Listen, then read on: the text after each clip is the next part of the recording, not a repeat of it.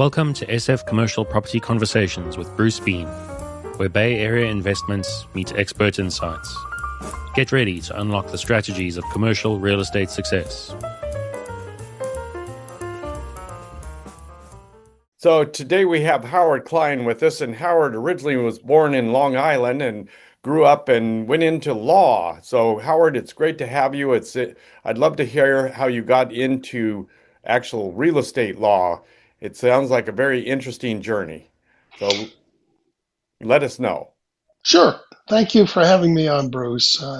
It's a nice change to be the interviewee rather than the interviewer. Uh, I started getting into real estate law initially when I was general counsel for a supermarket chain down in San Diego called Big Bear Supermarkets.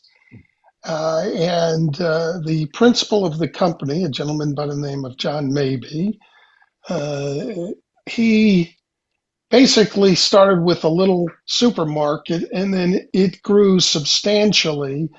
And part of the way he started buying real estate to develop his own shopping centers where these were basically grocery anchored shopping centers, and then became a very wealthy man.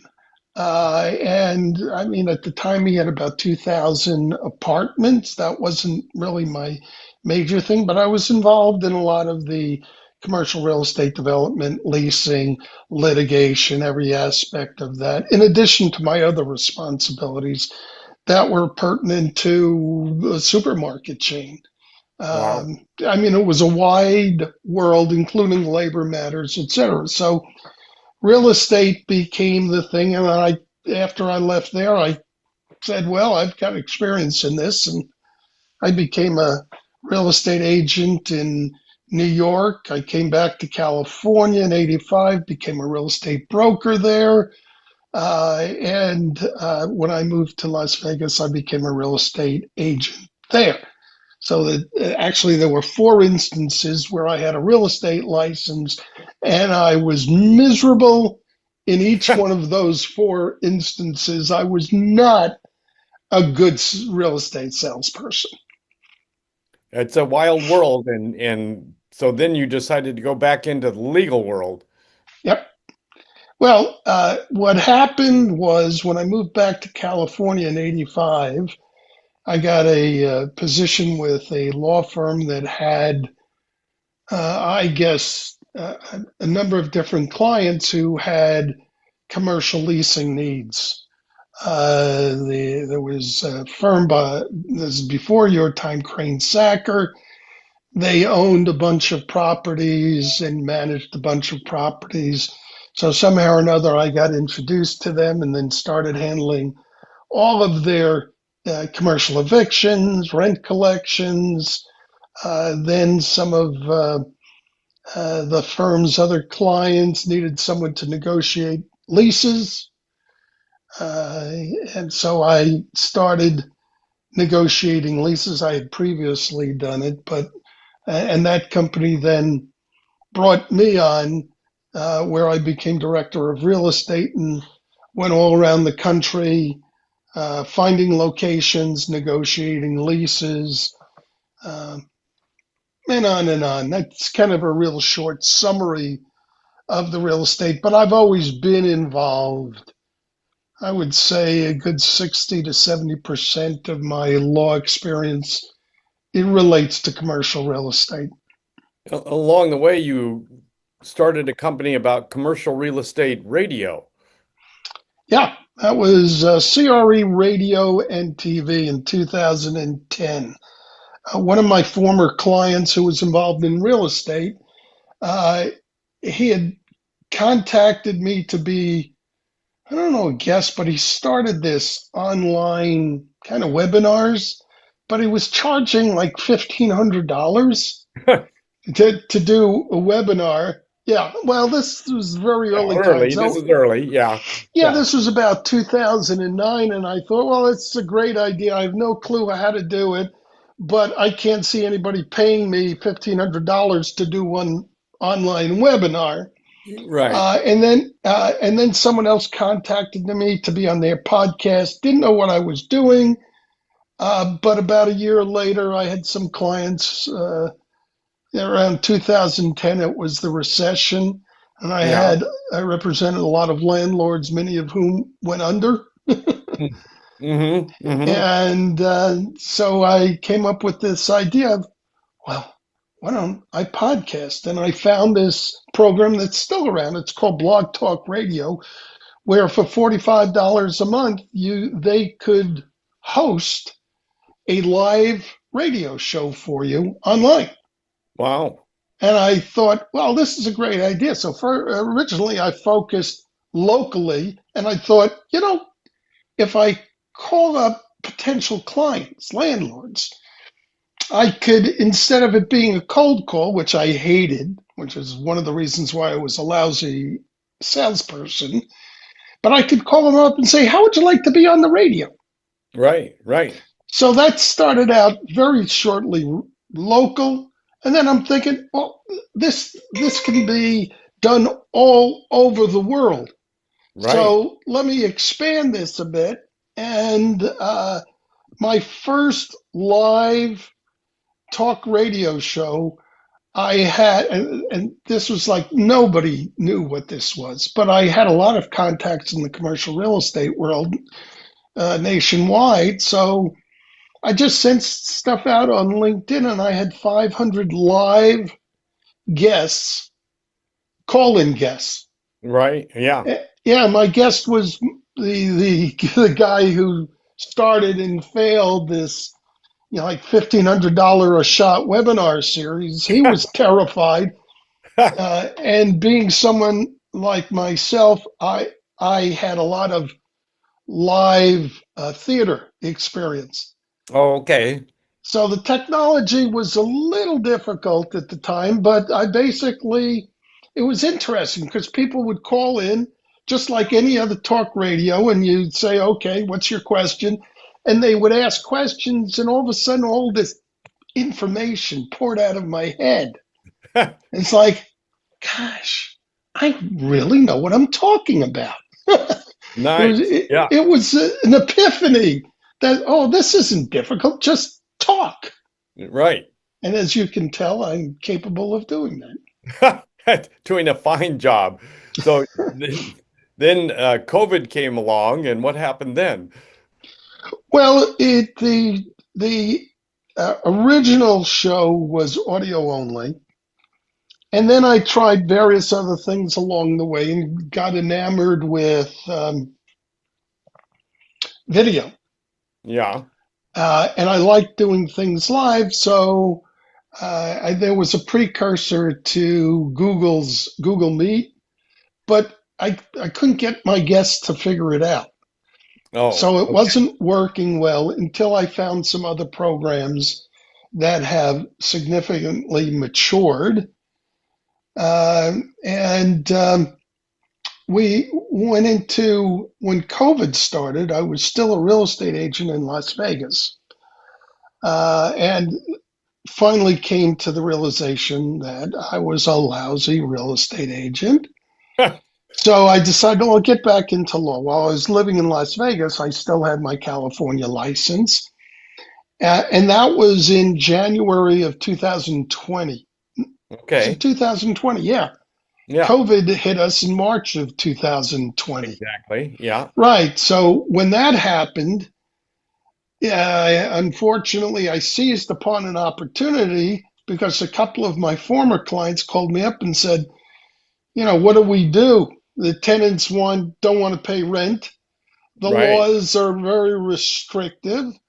So my first article and webinar was on the meaning of force majeure, Ah, something that we never thought would ever happen. right. Right. So we Yeah. never really paid much attention to it. And then all of a sudden, there I was giving a webinar and telling everybody, okay, this is what it means. And this is language that now that we've experienced it, this is language that you should have in it. This is language you shouldn't have in it. depending upon whether or not you're the tenant or the landlord. And I did Right. a whole series of different webinars on how to renegotiate your lease from both the landlord and tenant's perspective. I did over a 5 months period about 5, 6, or 7 webinars, Right. long form, about an hour long. And I started, because I had stopped practicing law, I started picking up all kinds of clients. As a Right. matter of fact, I picked up a whole series of clients up in Napa, of Yeah. all Okay. places, Yeah. because someone heard my webinar and then started referring me to all these people who are having problems in Napa or Sonoma. And I became like the local expert in renegotiating leases for both landlords and tenants. And it became very good at that point in time. So now stepping forward, you get into mediation and arbitration at this point. Yes. So I mediate and arbitrate in Texas, Nevada, and California, although I could do that anywhere. And I Because of thought, video conferencing now, right? oh gosh, I don't know that anybody mediates in person. Mm, I mean, it just doesn't it doesn't make, happen anymore. well, it's just financially infeasible to have someone travel across the country. And Right. even the arbitrations are predominantly by video. Right. So I can do it anywhere. I find the mediations and arbitrations very rewarding. Uh, in some respects, it's much easier than representing clients as an advocate. On the other hand, particularly with the arbitrations, it's not so easy to be the one making the final decision. So just for educational purposes, give us a quick little tutor on the difference between mediation and arbitration. Good question. Mediation is where I try to get the parties together to create their own agreement. And I don't make any decisions for them, but I pay a lot of attention. A psychiatrist would be very good at this, or an attorney who's been around 50 years like me, where you try to peel away the emotions. And I don't do it in family law, I just do it in business. But business can be very emotional. Oh yeah. Landlord tenant stuff. And you try to get the parties to be reasonable with each other. Of course, they all think that they're being reasonable and the other party isn't, You're right. but it takes some skill and understanding and basically if you can get the parties where you can go to the parties, okay, what do you want to accomplish? And you get down to that basic level. Right. You get the parties to come to some sort of an agreement. My goal as a mediator is not to get the parties to come to an agreement. My goal is to get them to communicate better. Ah, And okay. not all mediations end in agreement, and sometimes they're not ready. Arbitration, on the other hand, is where I sit as if I'm a judge. Right. You Okay. present evidence, I manage the case. Sometimes there's discovery that's allowed, other times it's limited. And basically, then you come before me, you present your evidence, you make your arguments, and I decide. Yeah. There's usually a winner and there's usually a loser. Hopefully, in mediation, there's two winners. Right. Right. So that's a great explanation of the difference. I appreciate that, and I think the audience would like that. So give me a clue what you're seeing in the current real estate market these days. Wow. You know, when I represented a lot of landlords, every time there was some sort of recession, Hmm. I would know before it seemed the rest of the world. Because landlords used to call me up, or lenders used to call me up. They're foreclosing on properties, Right. commercial properties. So often it's them or the landlords would call me up ahead of time and say, we need to start doing some evictions, which at some other time I'll tell you that eviction is not necessarily the best in a recession, No. particularly in retail, because you often end up with empty shopping center. And it's Right. harder to release it. But I would know early on. I am not. I hear things and I read things in certain places where companies are laying off. There's a lot of companies laying off. There's the AI that's threatening a lot of people's jobs, and so there's a lot of doom that I'm hearing. There are a lot of people who are either pro or anti-Trump who take different sides of the story.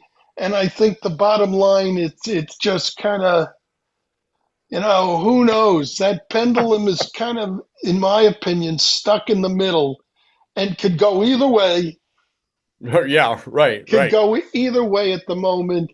Uh, Frankly, a war Mm. is, in my opinion, not helpful.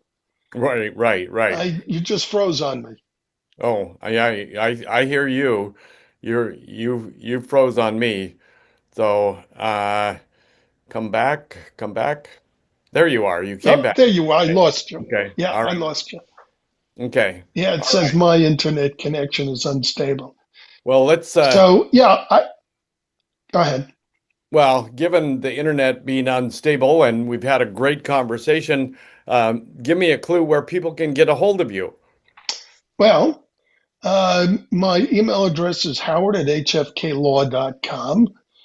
I decided to keep that. I've had that for many, many years.